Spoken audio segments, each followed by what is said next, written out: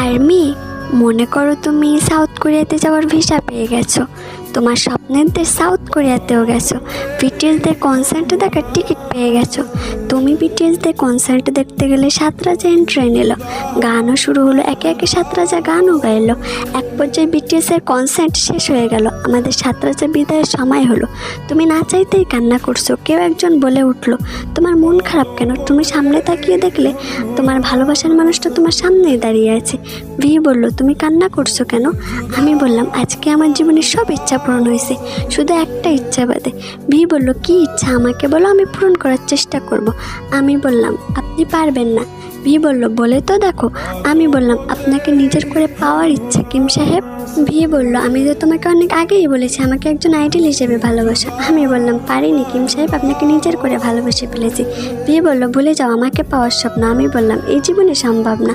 V বলল, তুমি পরে কষ্ট পাবে, কারণ আমি তোমাকে শুধুমাত্র একজন আর্মি হিসেবে ভালোবাসি।